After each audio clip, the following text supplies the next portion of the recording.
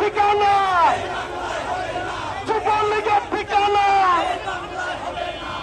পাশি পাশি পাশি চাই, খুলে ফিনার পাশি চাই, পাশি পাশি পাশি চাই, খুলে ফিনার পাশি চাই, পাশি পাশি পাশি চাই, খুলে ফিনার পাশি চাই।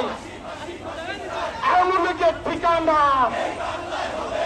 আওয়ামী লীগের রাস্তা না, ভেঙে দাও, ঘুরিয়ে দাও।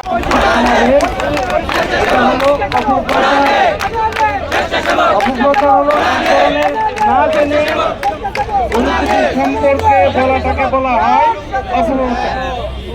এই অপপ্রচার ইসলামের দৃষ্টিতে সম্পূর্ণ নাজায়েজ। কারণ একটা গীবতের সমতুল্য, কোনো কোনো ক্ষেত্রে গীবতের চেয়েও বড় জিনিস হলো অপপ্রচার।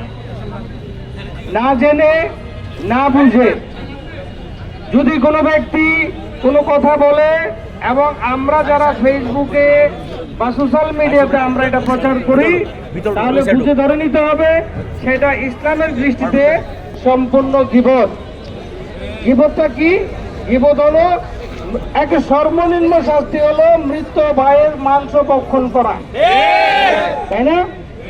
তো আমরা দেখেছি কোন কোন ব্যক্তিরা, ইসলামের নামধারী ব্যক্তিরা বিভিন্ন কিছু ভাবে অপপ্রচার করে। তাহলে তারা কি হলো? ইসলামের নাম ব্যবহার করে যদি কেউ গীবত করে, সে ইসলামের দৃষ্টিতে আর ইসলাম থাকে না। তা আর স্বেচ্ছাসেবক ভাইদের উদ্দেশ্যে বলবো, আমি ঢাকা 17 যখন কাজ করেছি, ফিল্ড থেকে দেখেছি উত্তর মহানগর স্বেচ্ছাসেবক দল অত্যন্ত সুশৃঙ্খল এবং তারা দীর্ঘ 17 বছর এই রাজপথের অতন্ত্র প্রহরী হিসাবে অগ্রভাগে থেকে মিছিল, মিটিং, সমাবেশ করে এই 17 বছর তারা অনেক জেল, জুলুম, অত্যাচার, নির্যাতন সহ্য করেছেন না? দল আপনাদের কাছে কৃতজ্ঞ, আমরা আপনাদের কাছে কৃতজ্ঞ যে আপনারা এই দীর্ঘ 17 বছর আন্দোলন সংগ্রাম করার কারণে আজকে আমরা মাননীয় প্রধানমন্ত্রী অফিসে যেতে পেরেছি, তাই নাকি?